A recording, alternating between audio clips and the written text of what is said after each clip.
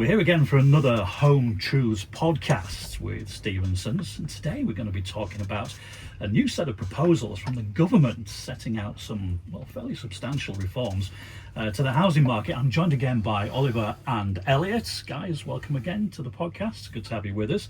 I don't know anything about this. Do you guys know anything about this? Who wants to set up? What are these proposals from the government? Well, they're very much hot off the press. I think it's probably the first point, and they are very much proposals over the next 3 years. And I suspect there's going to be lots of variations of these as we cross those 3 years. But I think in essence, it's a way of ultimately trying to reform how residential property transactions are conducted, right from the initial marketing phase and the information that's presented right through to completion, and trying to streamline that and give buyers as much information as they need at the outset in order to make an informed offer on a property, rather than doing so and gathering the information after the offer has been accepted and you're in legals and beginning to incur costs. So I mean, that's in a nutshell what the target is. Now, when they announced these changes, the government said that the current buying process is broken. Is that true? You guys are doing this every day. Is that true, Oliver? Yeah, I mean, I probably would agree with the government points. It is broken. So why is it broken? I think everybody is very vulnerable when a handshake is made on a property. I don't know many other sectors where you can agree such a substantial exchange of finances and there is no penalties for either party if you don't close on that deal.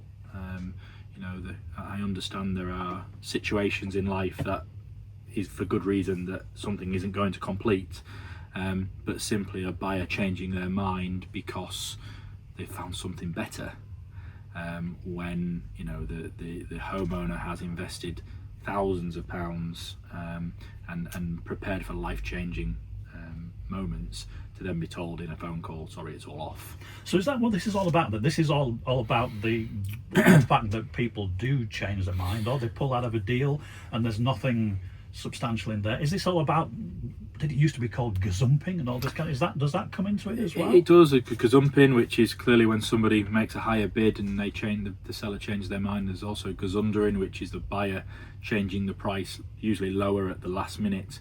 Yeah, I think that's probably a small element of what the government is trying to avoid. But I think the thing that is really difficult in England for a lot of home sellers, purchasers and agents to stomach is the time it takes from agreeing a sale, so an offer being accepted, to those keys being exchanged and contracts being exchanged. Sometimes 7, 8, 9 months down the line, where our counterparts in Scotland, in most of Europe, in America, in Australia, are all, as they call it, closing on deals in 4 or 5 weeks. It's possible in England to do it. We see it occasionally, but I think that's a big part of the government trying to clean up the way that homes are sold in England. Now, when the government were talking about this, they made an estimate that 1/3 of sales fall through at some point. Is that your experience, you guys, as well? 100%. All the time I've done this job. In some cases, it can be more. And a lot of that is due to people not having the information before they agree a sale, both sellers and buyers. People changing their mind. There's some big chunks as to why sales fall through. Someone losing a family member, someone losing their job, they're situations that I can live with. But yeah, I'd say. Can you tell when? Do you get a feel for this? You've been doing this for long enough now. Can you kind of predict when this is going to happen? I think you get a little bit longer in the tooth the longer you do it. And yeah, you see the red flags. But unfortunately for sellers, sometimes if they're the only person in the market who wants to purchase their property, then there's sometimes some dice that need to be rolled, and we can give the best advice as agents to be careful.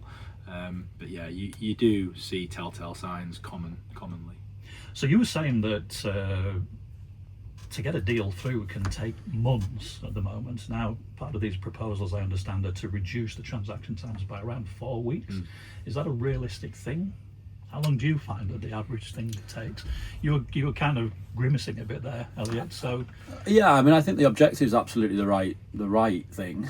Whether that's achievable or not is another matter. I think there's a lot of things at play that for the reasons why things take 12, 14 plus weeks, and whereas I was reading the other day, I think in the Netherlands it takes about 20 days to get one through, which is, it sounds absolutely ridiculous when you put that to someone in the UK, but.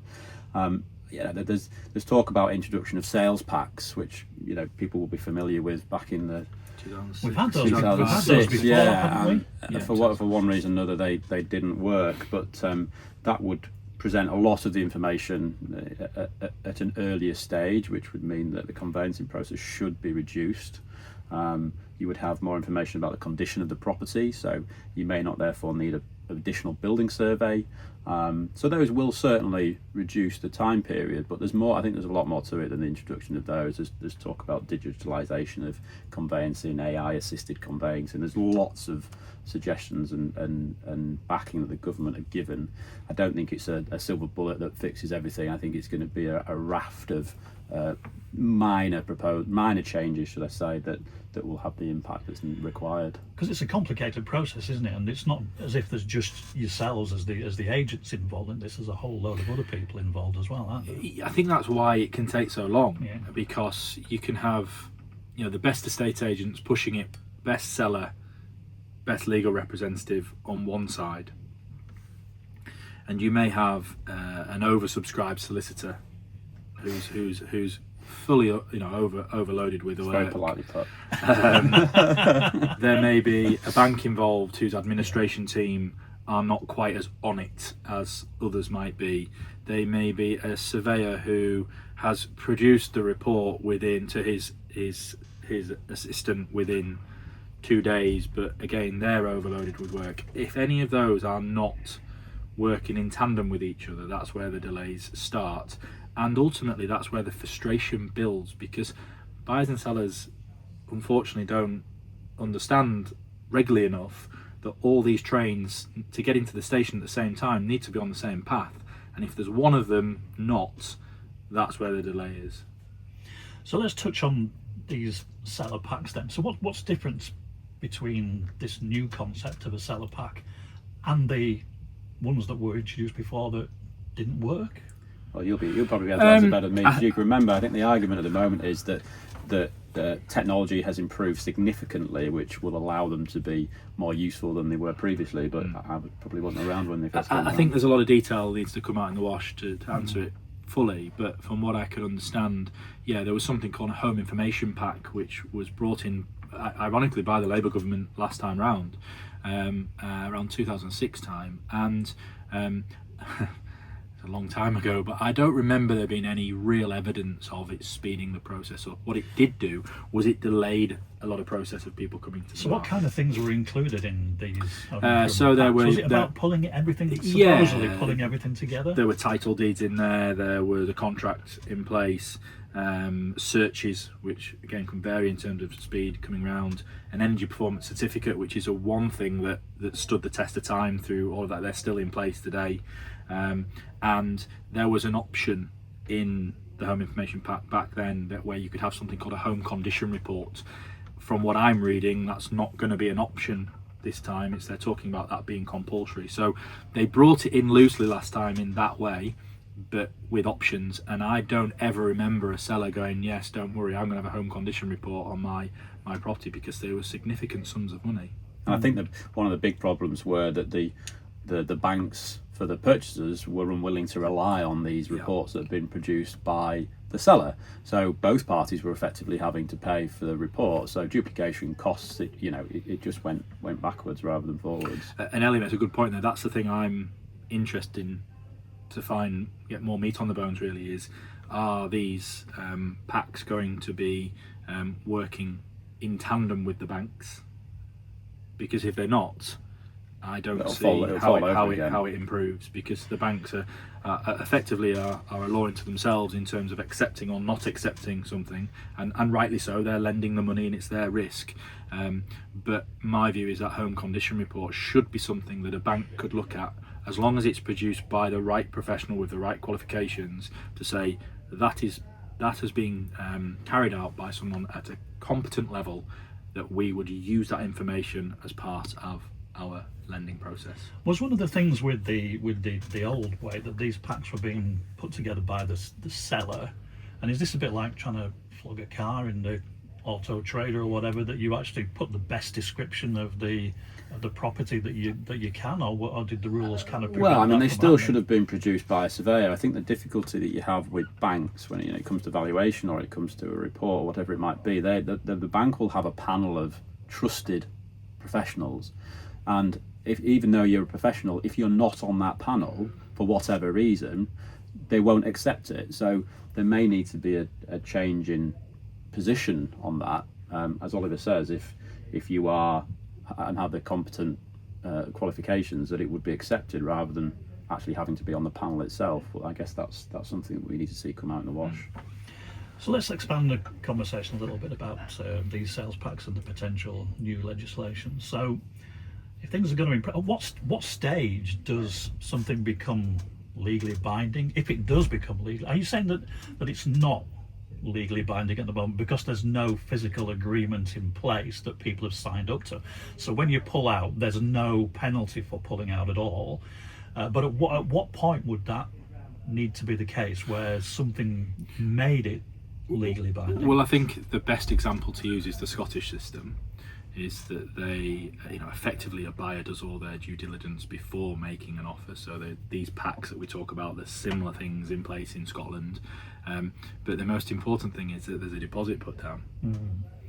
And when a deposit is put down and a contract is issued, then you are legally bound to that deposit. And if you, obviously with some very tight regulations on reasons you can pull out, but if you just said, "Right, Dave, I'm pulling out," you lose your deposit. You lose the deposit. And I still think that should be the case in this new reform that they're talking about, because clearly the circumstances do change. But to become legally binding in the UK, in England, that doesn't happen until you pay your deposit, which is right at the end of the transaction. And I think what we're likely to see is that, and they've been talking about deposits for decades and decades in England, and it has never come to fruition.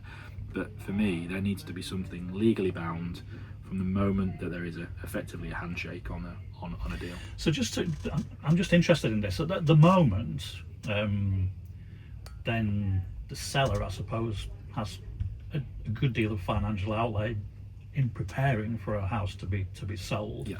And if that deal breaks down, the potential buyer walks away from it, they could have to incur those costs again, or some of those costs again, Multiple because they've times. got to go around the houses all the time. Multiple times. But there is nothing. So should there be some?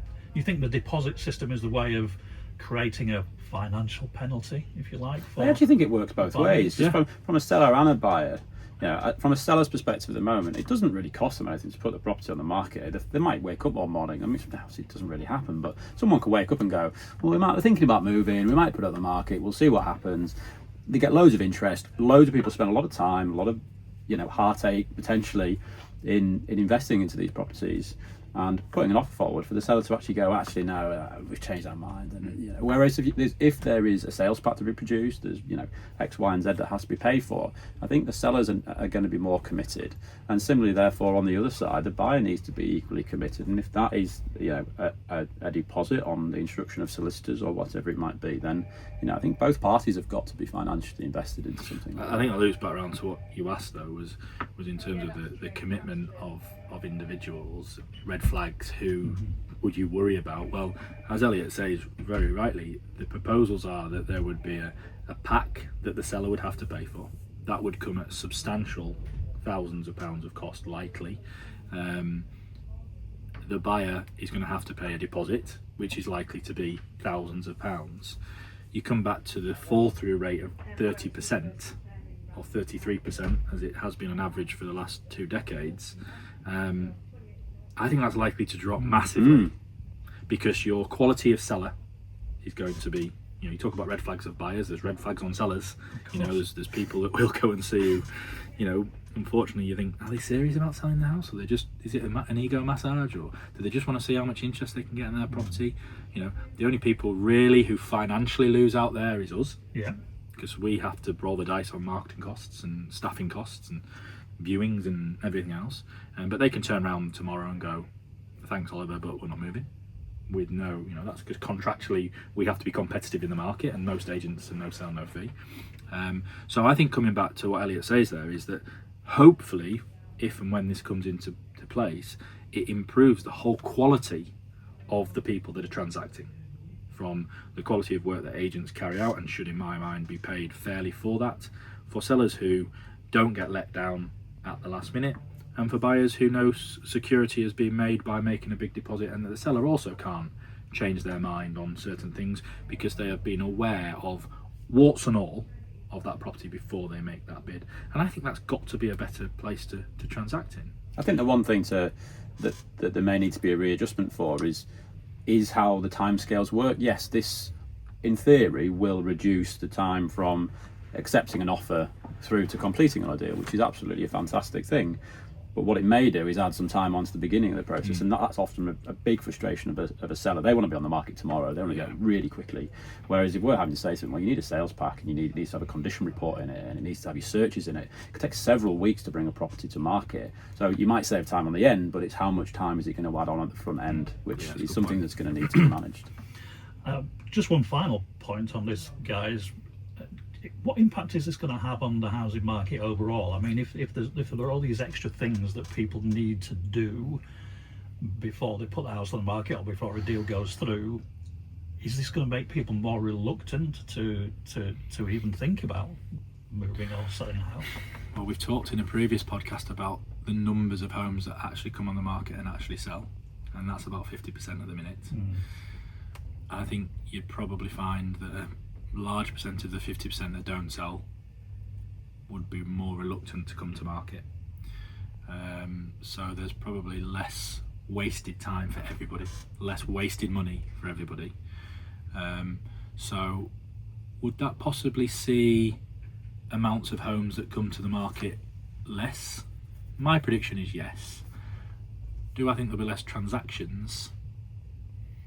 No, I don't think they will. I think that's an interesting point, and particularly from your angle, as you were saying earlier, which is that you get all this wasted energy and wasted time and wasted money because you don't earn any money until a deal goes through.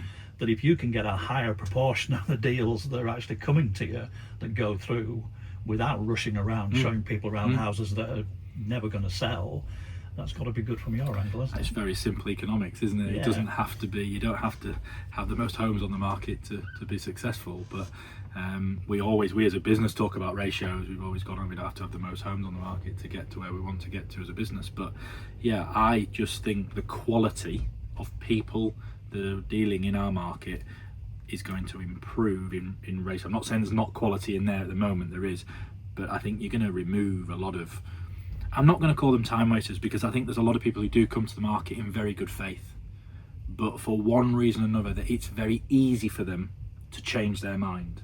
And I think this will prevent people from changing their mind as easily without a financial penalty. And I think that financial penalty is the least someone can do, excuse me, to effectively let someone down in a transaction. So yeah, it's a very interesting question, is that one, but my prediction would be that there would be possibly fewer homes coming to market, but I don't see the numbers of transactions, because in the main, the clients that we deal with are pretty motivated to move. Now these are proposals at the moment from the government. As we're recording this podcast, we're just a day after quite a significant change with the government. Do you think that's going to impact on this going forward? Do you think this will go through? Do you think there's any likelihood there'll be less of an appetite for it? Well, the roadmap has been set out, hasn't it? And there are likely to be some further guidance coming this year, so they're obviously well on with that, and whilst that is likely to be voluntary, a lot of it, we've seen over the past year or so already about how agents are required to present more what they call material information, so buyers have more information on the property than maybe did several years ago. So it has been going in this direction for probably longer than people realise, and I think we probably will end up in some position, but it's quite how much these proposals change over the next few years. I think you've got independent bodies like Trading Standards. They're backing some of the changes that have already been implemented and are being proposed to be implemented. So I don't think it's necessarily just a government decision, but what will be really interesting is to see what comes out by opposition parties in the coming weeks. I don't think there's going to be a great deal of noise around it with everything that's clearly gone on yesterday, but I think in a few months when the dust has settled, we'll probably be in a better position to know what exactly is likely to happen. But I don't think it's a bad thing.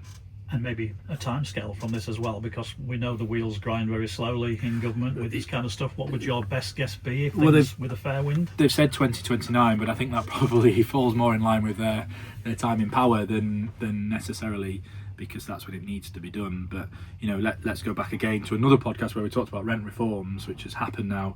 That whilst the Labour government have delivered that isn't something that the Labour government brought to the table.